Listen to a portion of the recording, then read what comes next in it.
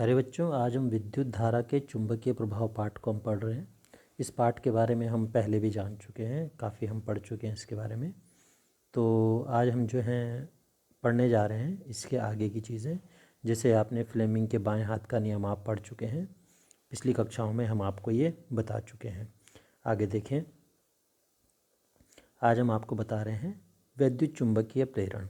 विद्युत चुंबकीय प्रेरण क्या होता है बच्चों? जब हम किसी भी धारावाही चालक में धारा बहती है, तो ये हम बता चुके थे कि जब किसी भी तार में हम धारा बहाते हैं और उसको जो है किसी बैटरी के साथ कनेक्ट कर देते हैं, तो हम पाते हैं कि उसमें एक चुंबकीय क्षेत्र विकसित हो जाता है। ये हम पहले पढ़ चुके हैं इस बारे में। किसके चारों तरफ एक चुंबकीय क्षेत्र बन जाता है और चुंबकीय क्षेत्र की दिशा जो होती है वो दाएं हाथ के अंगूठे के नियम से आप पता कर सकते हैं। तो इस स्थिति में जब इसमें चुंबकीय क्षेत्र उत्पन्न हो गया है, तो क्या ये चुंबकीय क्षेत्र हमारे लिए लाभकारी हो सकता है? क्या हम इस चुंबकीय क्षेत्र का उपयोग कर सकते हैं? इसी चीज़ को विद्युत चुंबकीय प्रेरण में समझाया गया है। तो इसमें देखा गया कि विद्युत चुंबकीय प्रेरण जो है, जैसे यहाँ पर दिखाया गया है कि जब कोई विद्युत धारावाही चालक किसी चुंबकीय क्षेत्र में इस प्रकार रखा जाता है कि चालक में प्रवाहित विद्युत धारा की दिशा चुंबकीय क्षेत्र के लंबवत हो, तो चालक एक बल का अनुभव करता है। इस बल के कारण वह चालक गति करने लगता है। हम ऐसी स्थिति की कल्पना कर सकते हैं जिसमें कोई चालक किसी चुंबकीय क्षेत्र में गति कर रहा है, अर्थात किसी स्थिर चालक के चारों ओर चुंबकीय क्षेत्र परिवर्तित हो रहा है। इस स्थिति में क्या होगा? तो इसको माइकल फैराडे ने सर्वप्रथम ढूंढा था कि किसी गतिशील चुंबक का उपयोग करके कैसे हम विद्युत धारा को उत्पन्न कर सकते हैं। तो इतनी चीज़ों में क्या है कि अगर हम कोई एक चालक है, यानी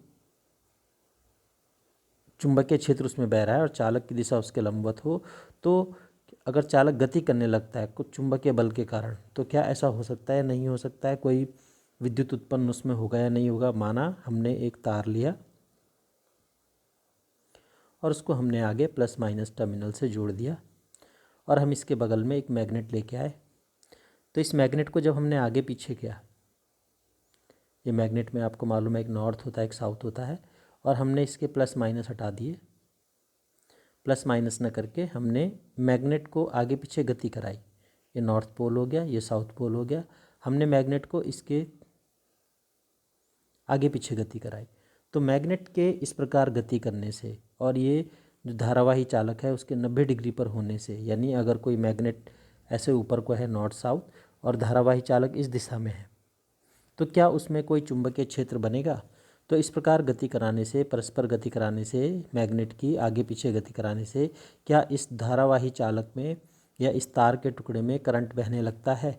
ये चीज़ उनको जो है माइकल फैराडे ने पहली बार बताई थी कि जब हम मैग्नेट को घुमाएं या मैग्नेट को हिलाएं या फिर हम इस चालक को आगे पीछे करें, तो क्या इस प्रकार परस्पर गति कराने से क्या इसमें धारा उत्पन्न होगी? क्या करंट बहना शुरू हो जाएगा एक तार से दूसरे तार की ओर? तो ये पता करने के लिए माइकल फैराडे ने इसका अनुभव किया और 1831 में उन्होंने कहा कि किसी गतिशील चुंबक का उपयोग किस प्रकार विद्युत धारा उत्पन्न करने के लिए किया जा सकता है। तो इसी क्रिया को कहा जाता है विद्युत चुंबकीय प्रेरण, यानी विद्युत की मदद से विद्युत और चुंबक की परस्पर क्रिया द्वारा विद्युत का निर्माण करना। तो इसके लिए देखिए उन्होंने एक प्रैक्टिकल किया। यहाँ पर आपको एक चित्र दिख रहा होगा। इन्होंने क्या किया, एक धारावाही कुंडली ली या परिनालिका ली। एक परिनालिका आपको दिख रही है। चुंबक को कुंडली की ओर ले जाने पर कुंडली के परिपथ में विद्युत धारा उत्पन्न होती है। तो ये मैग्नेट लिया गया है और एक कुंडली ली गई है। कुंडली आपको दिख रही है, एक कॉइल्ड है, यहाँ पर एक सॉफ्ट कोर है, इसका सॉफ्ट मेटल का कोर है, जो अंदर का पदार्थ है वो सॉफ्ट मेटल का बना है, और बीच में इसमें एक यंत्र जोड़ा गया है जिसे गैल्वेनोमीटर कहते हैं। ये विद्युत धारा की दिशा बताने का काम करता है। जब ये मैग्नेट इसके पास नहीं होता है तो इसमें जरा सा भी विचलन नहीं होता। विचलन का मतलब ये हो गया कि अगर हम इसको बड़ा करके देखें इसको, तो आप गैल्वेनोमीटर में आप देख रहे होंगे कि आपको एक तीर जैसा चिन्ह दिख रहा होगा। ये तीर जैसी आपको तीर जैसा चलता हुआ दिखाई दे रहा होगा। ये तीर जो है उपस्थित रहता है कब, किस स्थिति में हिलता है ये? अगर इसमें करंट बह रहा होगा तो, जिस दिशा में बह रहा होगा उसी दिशा की ओर ये तीर चला जाता है। जैसे इधर को गया है तो यानी करंट इधर को जा रहा है और इधर से आ रहा है। तो गैल्वेनोमीटर तभी विचलित होता है, इसकी सुई तभी विचलित होती है जब इसमें करंट बह रहा है। अब इस चित्र में क्या हुआ, इस चित्र में हमने देखा कि हमने इस कुंडली के पास हम मैग्नेट को लेकर आए और मैग्नेट को जब हमने आगे पीछे किया, थोड़ा आगे और थोड़ा पीछे, मतलब इसका परस्पर हमने गति कराई, तो हम पाते हैं कि गैल्वेनोमीटर की सुई विक्षेपित हो जाती है। यानी वो अपने जो मूल बिंदु है या मूल जो उसकी स्थिति है जो इसकी सीधी होनी चाहिए थी उससे बाएं या दाईं ओर विचलित हो जाती है। तो जब हम इसको पास लाए तो अगर ये दाईं ओर जा रही है तो दूर ले जाने पर ये वापस अपनी स्थिति में आ गई। तो इस प्रकार हम ये कह सकते हैं कि जब हम मैग्नेट को किसी कॉइल के आसपास लेकर आते हैं और उनकी गति कराते हैं मैग्नेट की, या कॉइल को ही आगे पीछे करें हम, तो कॉइल में क्या बन जाता है, एक विद्युतीय क्षेत्र बन जाता है। इस चुंबकीय क्षेत्र की वजह से, इस मैग्नेट के चुंबकीय क्षेत्र की वजह से इस कॉइल के अंदर क्या क्या बनता है, विद्युत धारा उत्पन्न हो जाती है। तो यानी हम चुंबक की मदद से भी विद्युत को बना सकते हैं। अब ये होती क्यों है उत्पन्न, इसके लिए हम समझ सकते हैं। हमें मालूम है कि एक मैग्नेट से जो है वो चुंबकीय क्षेत्र रेखाएं निकलती है जो नॉर्थ से लेके साउथ तक जाती हैं। इनके बारे में हम पहले पढ़ चुके हैं, जो नॉर्थ से साउथ की ओर जाती हैं इस प्रकार से। और ये जब चुंबकीय क्षेत्र रेखाएं ऐसे लंबी यहाँ से होते हुए इसके कॉइल के पास से होके गुजरती हैं तो एक कॉइल में भी एक तरह का चुंबकीय क्षेत्र विकसित हो जाता है।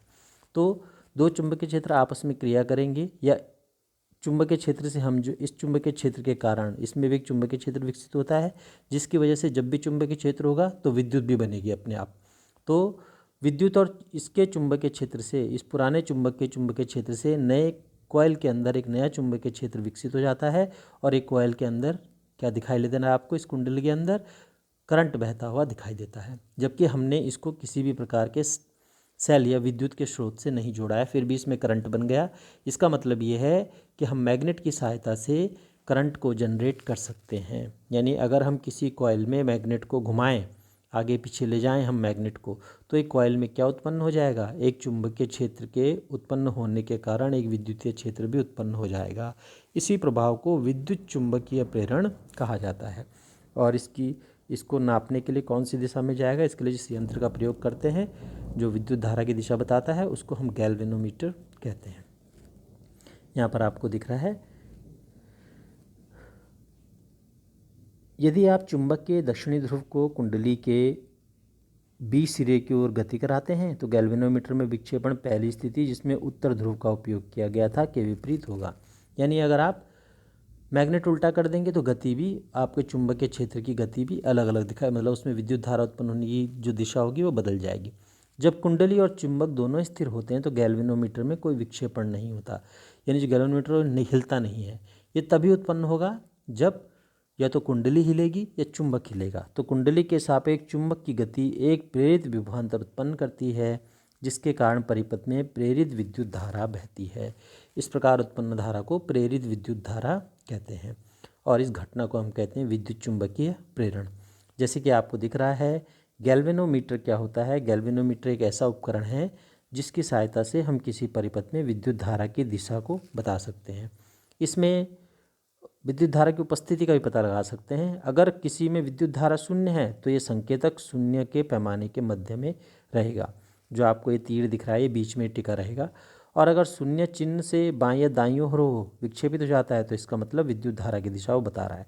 अगर ये दाईं ओर चला गया तो करंट इधर को बह रहा है, अगर वो बाईं ओर चला गया तो करंट इधर को बह रहा है। तो करंट की दिशा बताने के लिए गैल्वेनोमीटर यंत्र का उपयोग किया जाता है। ये माइकल फैराडे के बारे में जानकारी है, आप अपनी पाठ्यपुस्तक से इसको पढ़ने की कोशिश करेंगे।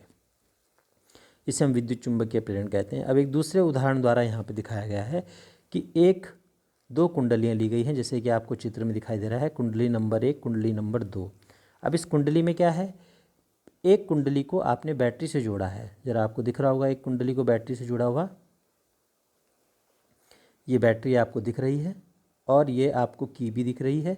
ये कुंडली दिख रही है जिसमें कि एक सॉफ्ट मेटल कोर है और ये कॉपर की वायर इसके ऊपर चारों तरफ अनेकों घेरे इसके लगाए गए हैं।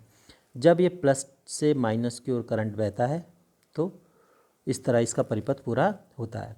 अब दूसरी कुंडली है, उसमें आपको दिख रहा है कि केवल एक गैल्वेनोमीटर जोड़ा गया है और कुंडली में से किसी भी प्रकार का सेल या फिर उसके साथ की नहीं जोड़ी गई, बैटरी या की नहीं जोड़ी गई है। इस स्थिति में हम पाते हैं कि इसकी गैल्वेनोमीटर की सुई फिर भी विक्षेपित हो रही है। जरा आपको चित्र में दिख रहा होगा कि इसकी सुई जो है दाहिनी ओर विक्षेपित हो गई है, ये सुई विक्षेपित हुई है, यानी करंट की दिशा इसमें भी ऐसे ही चल रही है, जबकि इसमें करंट की दिशा थी ऐसी। तो करंट उसके विपरीत दिशा में इसमें चल रहा है। ऐसा क्यों हुआ? ऐसा इसलिए हुआ कि जो पहली कुंडली थी जिसमें हमने करंट ऑन किया था, वो अपने विद्युतीय क्षेत्र के कारण एक चुंबकीय क्षेत्र भी विकसित करती है। चुंबकीय क्षेत्र विकसित करेगी, इसका north pole south pole generate होगा, ये नॉर्थ और ये साउथ। तो ये क्या करेगा, इसका चुंबकीय क्षेत्र सामने वाले कुंडली में भी एक चुंबकीय क्षेत्र विकसित कर देगा, परंतु इसका चुंबकीय क्षेत्र क्या होगा बच्चों? उल्टा होगा। उल्टा क्यों होगा? इसमें यहाँ पर नॉर्थ बन जाएगा और यहाँ पर साउथ बन जाएगा, इसीलिए करंट की दिशा उल्टी हो गई। यहाँ करंट ऐसे चल रहा है और यहाँ करंट जो है ऐसे चल रहा है, उल्टी दिशा में चल रहा है। क्यों? क्योंकि इसकी कुंडली ने इस दूसरी कुंडली पर एक चुंबकीय क्षेत्र विकसित किया है अपने चुंबकीय क्षेत्र द्वारा, और ये जो चुंबकीय क्षेत्र बना है ये उल्टा बनेगा, यानी एक साउथ है तो दूसरा यहाँ पर क्या बनेगा? नॉर्थ का पोल बन जाएगा। तो निश्चित ही है कि यहाँ पे साउथ बनेगा। तो इस स्थिति में करंट की दिशा भी उल्टी हो जाएगी, क्योंकि यहाँ नॉर्थ टू साउथ चल रहा है करंट, तो यहाँ भी नॉर्थ टू साउथ जो है अब उल्टी दिशा में करंट चलना शुरू हो जाएगा। करंट गैल्वेनोमीटर की दिशा उल्टी हो जाएगी, क्योंकि अपोजिट पोल बन गए यहाँ पर। एक पहले यहाँ बायां जो है वो साउथ पोल है, तो यहाँ पर जो है नॉर्थ पोल देखने को आपको मिल रहा है। यहाँ पे साउथ बना है तो यहाँ पे कौन सा पोल बन गया है? नॉर्थ बन गया है। इसकी वजह से करंट की दिशा आपको उल्टी देखने को मिलती है। तो इस प्रकार एक कुंडली दूसरी कुंडली के संपर्क में आने पर क्या कर देती है? एक कुंडली दूसरी कुंडली को भी चुंबकीय प्रेरित कर देती है। इसी को हम विद्युत चुंबकीय प्रेरण कहते हैं। इस कुंडली में चुंबक कब बना? इस कुंडली में चुंबक तब बना जब इसमें करंट बहना शुरू हो गया, परंतु इसमें करंट नहीं था।